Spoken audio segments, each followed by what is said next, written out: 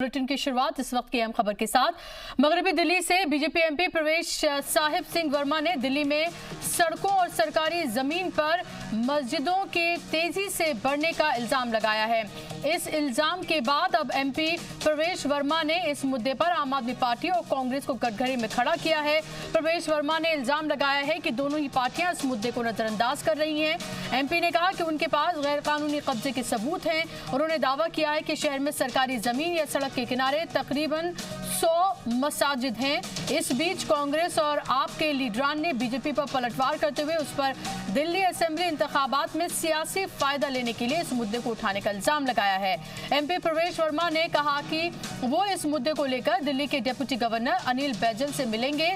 उन्होंने कहा कि सरकारी जमीन पर मस्जिद बनाने की इजाजत कौन दे रहा है। प्रवेश वर्मा ने कहा कि जब भी चुनाव का वक्त आता है दिल्ली में मस्जिद की तामीर का अमल शुरू हो जाता है।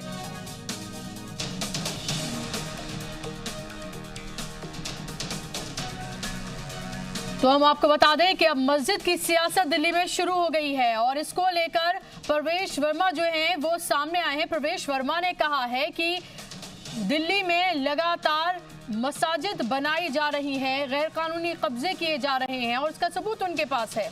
उन्होंने दावा किया है कि शहर में सरकारी जमीन या सड़क के किनारे तकरीबन 100 मसाजिद हैं। इस बीच कांग्रेस और आप के लीडरान ने बीजेपी पर पलटवार करते हुए उन पर दिल्ली असेंबली इंतखाबात में सियासी फायदा लेने के लिए इस मुद्दे को उठाने का इल्जाम लगाया है।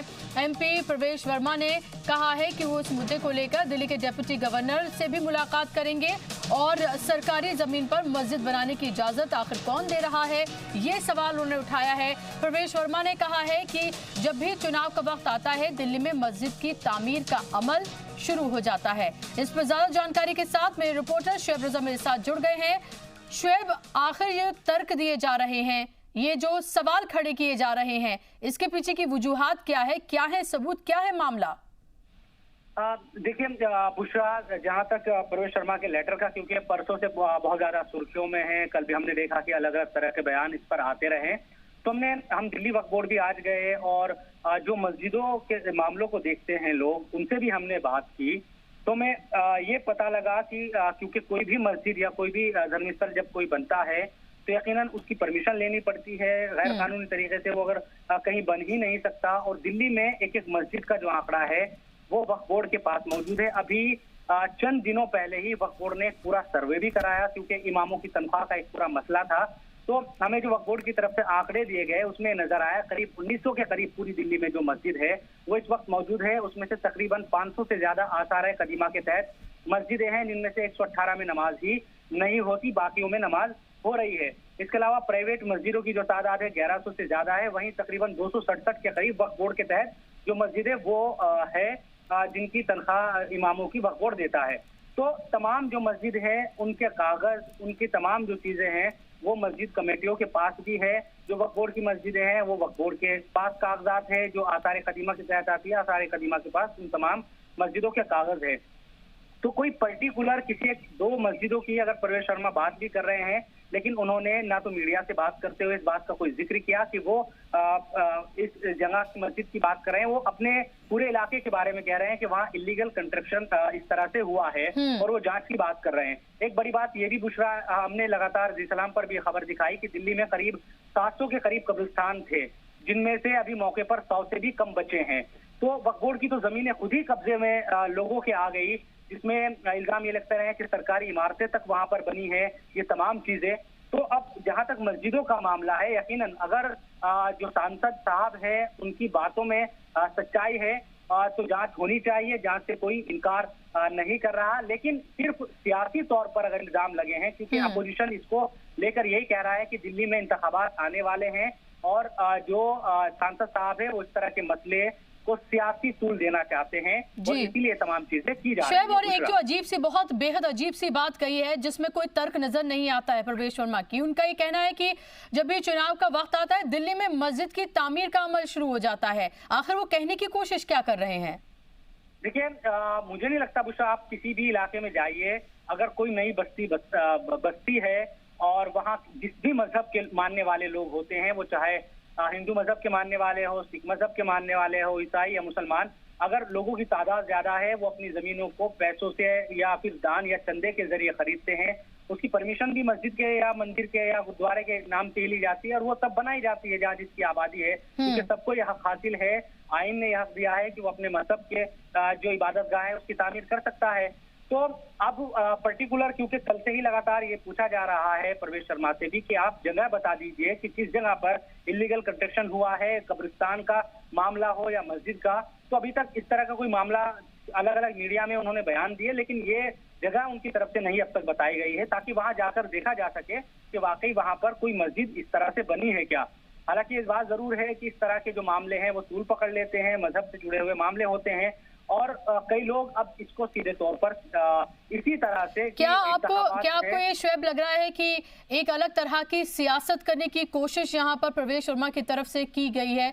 क्योंकि वो अभी अभी नए नए एमपी बने हैं, उन्हें सोचना चाहिए था कि वो तरक्की के कामों की बात करते, वो ये बात करते कि जिस इलाके के वो एमपी हैं वहाँ पर किस तरह से उन लोगों के लिए वो बेहतर सहूलियात मुहैया कराएंगे, उनकी ज़रूरियात का ख्याल रखेंगे, वहाँ पर काम किस तरह से करेंगे। उसकी जगह उन्होंने ये मुद्दा उठाया है।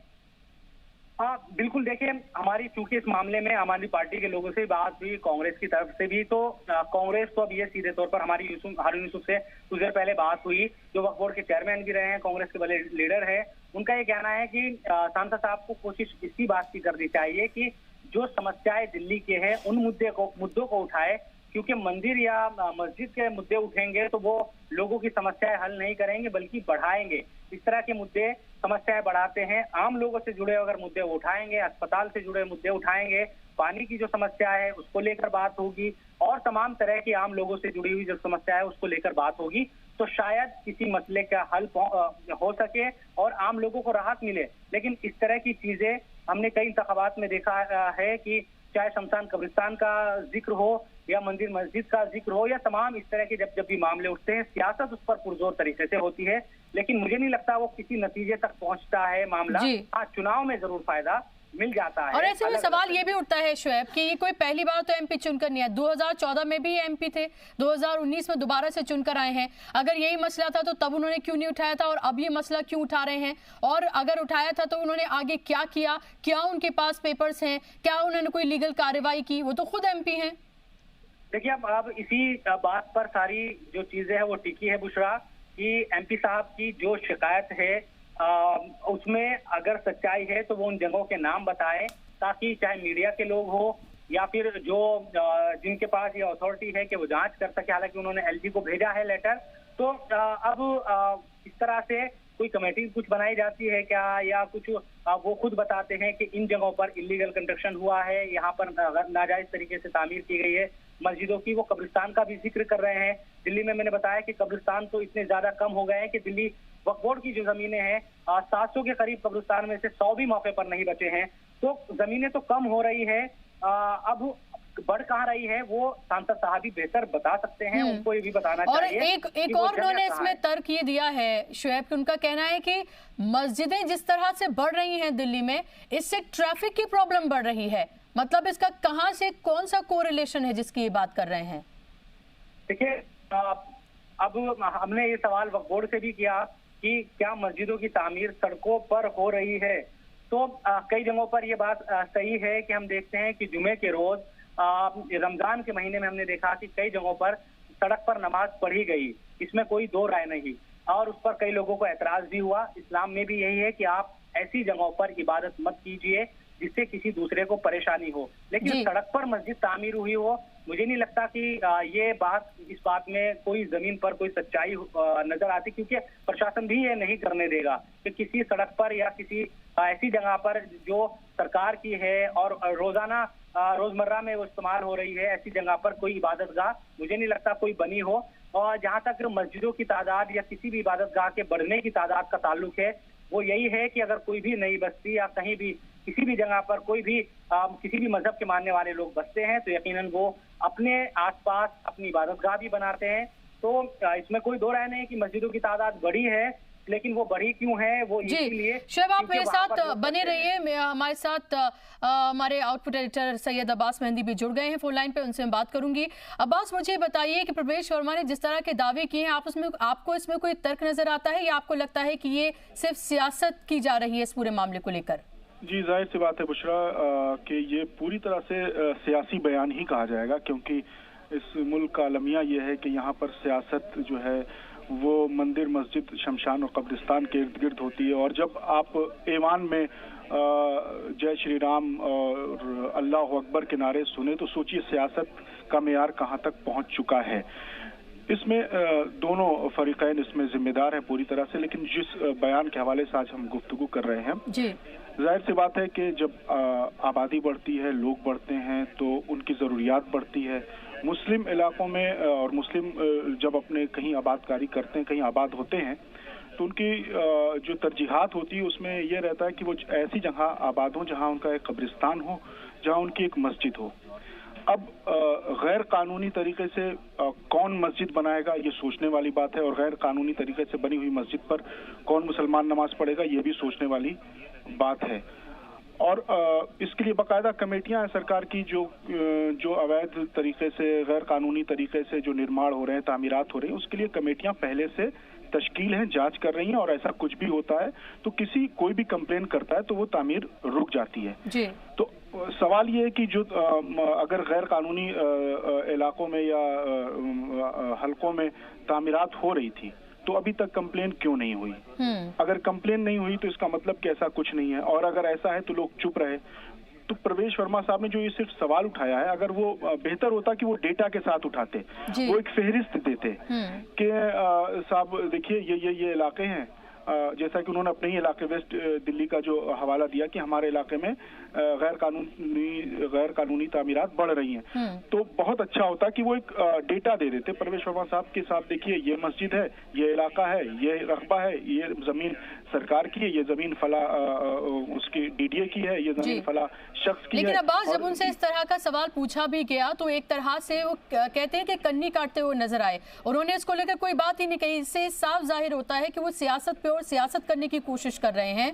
उनके पास इसको लेकर कोई डेटा या फिर कोई सबूत मौजूद नहीं है, क्योंकि 2014 में भी वो एमपी चुनकर आए थे, 2019 में एक बार फिर से जनता ने उनके ऊपर भरोसा दिखाया है। अगर ऐसा ही मामला था तो 2014 में वो क्यों खामोश रहे? हाँ, और आप दूसरी बार आप जीत कर आए हैं तो बहुत अच्छा होता कि आप मस्जिद, मंदिर और शमशान, कब्रिस्तान पर सियासत करने के बजाय आप ये देखते कि आपके इलाके के अस्पतालों का क्या हाल है, आपके इलाके के स्कूलों का क्या हाल है, आपके इलाके के पार्क जो हैं उनका क्या हाल है, आपके इलाके में जो आबाद है, जो लोग आबाद हैं, जो बस्तियां हैं, जो इलाके हैं, जो मोहल्ले हैं, उनकी जो बुनियादी सहूलियात हैं, वहाँ बिजली, पानी, सड़क के हालात कैसे हैं, इस पर अगर फोकस करते तो उनको हर तरफ से उनकी पजीराई होती, उनकी तारीफ होती, उनकी वाहवाही होती, उनके इस बयान को लोग अच्छा करार देते। लेकिन ये मस्जिद, मंदिर वाली जो ये सियासत है, ये तो आइंदा वक्त में भी जारी रहेगी। दूसरी बात ये है कि दिल्ली सरकार को भी इस पे सोचना चाहिए कि जो वक्फ की जो जमीनें पड़ी हुई हैं, वक्फ की जो मस्जिदें हैं, वक्फ की बहुत सी ऐसी मस्जिदें, हमने एक सीरीज चलाई थी पिछले साल जिसमें हमने ये दिखाया कि सैकड़ों मस्जिदें, तकरीबन 500, 400, 500 के बीच की वक्फ की हैं जहां नमाज प्रॉपर तरीके से नहीं होती है।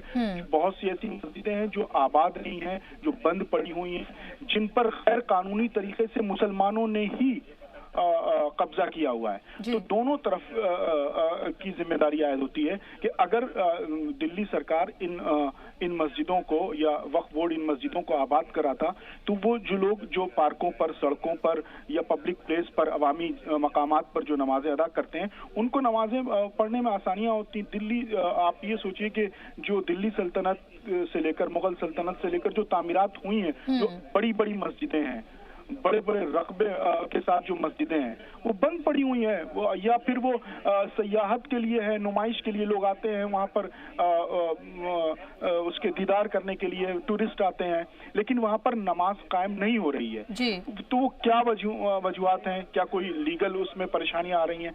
इन सब चीजों को देखते हुए दोनों जाहिर सी बात है अब्बास, ऐसे में लोग ये भी जानना चाह रहे होंगे कि जब एक मस्जिद की तामीर होती है तो उसका पूरा प्रोसेस क्या होता है, किस तरह से रजिस्ट्रेशन होता है? क्योंकि सवाल इसको लेकर उठाया जा रहा है, जिस तरह से आपने भी कहा कि अगर कोई इलीगल तरीके से मस्जिद बनाई गई है तो वहां तो वैसे भी नमाज जायज हो ही नहीं सकती और कोई भी मुसलमान ऐसा करेगा भी नहीं। ऐसे में प्रॉपर तौर पर अगर मस्जिद बनाई जा रही है तो उसका रजिस्ट्रेशन होता है, लैंड एक्विजिशन हुआ है तो उसका रजिस्ट्रेशन होता है, बाकायदा तौर पर इस मस्जिद जो है बनाई जाती है। ऐसे में इलीगल जिस तरह से इसको कहा जा रहा है, यही अपने आप में बहुत बेतुका सवाल है। जी हाँ, बिल्कुल। और अगर शरई हैसियत से आप देखें, शरई एतबार से देखें, उसके नजरिए से देखें, तो मस्जिद तो दूर की बात है, आप जिस जगह पे बैठ के वजू कर रहे हैं, जिस पानी से आप वजू बना रहे हैं, वजू कर रहे हैं, उसके अगर आप मालिक नहीं है, अगर वो पानी किसी गैर का है तो उसके लिए भी इजाजत लेनी होगी।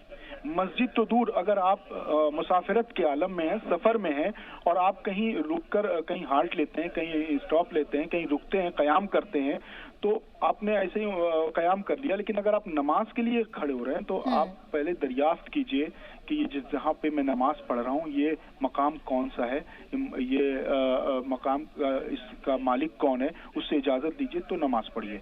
तो इस तरह से अगर कोई एक मुसलमान होगा, कोई इमाम की इजाजत से अगर मस्जिद बनाएगा तो वो इन नजरियों को भी इन अपने जेर नजर रखते हुए इन शरई कानून को जेर नजर। और आप ये भी देखें कि वजीर आजम नरेंद्र मोदी ने दूसरा टर्म संभालते ही सबका साथ, सबका विकास, सबके विश्वास की बात की और विश्वास खासतौर पर उन्होंने मुसलमानों का, माइनॉरिटीज का जीतने की बात की, उन्होंने छल में छेद करने की बात की। उन्होंने कहा कि 5 साल में 5 करोड़ जो मुस्लिम तलबा हैं उनको स्कॉलरशिप दी जाएगी और बहुत सारी स्कीम जो है लॉन्च की गई। वक्फ बोर्ड की बात की गई, उनको प्रॉपर्टीज को किस तरह से पूरा स्ट्रीमलाइन किया जाएगा। ऐसे में 41 साल के बेहद यंग एमपी जो दूसरी बार चुनकर आए हैं, उन्हें अपने जो मुखिया हैं, वजीर आजम, उनकी कही हुई बातों को अपने यहाँ अमल करना था या फिर वो जिन बातों से बचना चाहिए उनको वो उजागर कर रहे हैं? हाँ, जाहिर सी बात है। देखिए, वजीर आजम का विजन तो बिल्कुल क्लियर है। वजीर आजम ने पहले ही अपनी इंतखाबात के बाद, जीत के बाद जो उन्होंने बयान दिया, जो तकरीर की, उसमें उन्होंने कहा कि अब वक्त आ गया है कि अक़लियतों के साथ जो छल हो रहे हैं उसमें छेद किया जाए। तो वजीर आजम का जो विजन है वो बिल्कुल क्लियर है और जाहिर सी बात है इससे उनको अफसोस होगा इस तरह के बयानात से। तो हमें अगर ये देखना है कि जो टॉप लीडरशिप है बीजेपी की या गवर्नमेंट में जो टॉप मिनिस्टर्स हैं वो किस तरह के बयान देते हैं। तो ये बहुत बड़ा बयान नहीं है, इससे कोई परेशान होने की बात या घबराने की बात नहीं है, क्योंकि सरकार पॉजिटिव है अक़लियतों को लेकर। वजीर आजम खुद बहुत पॉजिटिव हैं और बहुत मुतवक्के हैं। उन्होंने पूरी तरीके से हर बार कहा, पिछले टर्म में भी हमने देखा कि उन्होंने हमेशा अलग अलग मकामात पर जब भी उनसे पूछा गया तो उन्होंने कहा कि इस मुल्क का मुसलमान इस मुल्क का वफादार है। चाहे वो होम मिनिस्टर उस वक्त राजनाथ सिंह रहे हों, जब उनसे सवाल किया गया मुसलमानों के हवाले से तो उन्होंने कहा कि इस मुल्क का मुसलमान इस मुल्क के लिए जीता है, मरता है। तो सरकार बहुत पॉजिटिव है, बहुत ही पुरअज़्म है अक़लियतों की तरक्की के लिए। और जिस तरह से सरकार बनने के बाद माइनॉरिटी मिनिस्ट्री ने जिस तरह से एक के बाद एक अक़लियतों को के बच्चों के लिए जो स्कॉलरशिप का ऐलान किया, मदरसा मॉडर्नाइजेशन का जो ऐलान किया, फिर वक्फ जायदादों की जो बर्बादी हो रही है उसकी बहाली के लिए और वक्फ माफियाओं को पर नकेल कसने के लिए जिस तरह से पुरअज़्म है माइनॉरिटी मिनिस्ट्री, तो हमको भी या समाज को भी, लोगों को भी ये उम्मीद रखना चाहिए कि इस सरकार में वो महफूज हैं और उनके हुकूक पामाल अब अक़लियतों के हुकूक जाहिर सी बात है और इस तरह की बातों को नजरअंदाज करने की जरूरत है। हालांकि इससे समाज में एक तरह का एक बंटवारे के लिए एक तरह की बात जरूर एमपी की तरफ से इस तरह से कही गई है, बेतुका सवाल उठाकर। लेकिन इन तमाम चीजों को दरकिनार करते हुए मुस्लिम समाज को भी अपनी तरक्की के लिए आगे कदम बढ़ाने की जरूरत है। बहुत शुक्रिया अब्बास, आपका हमारे साथ जुड़ने के लिए।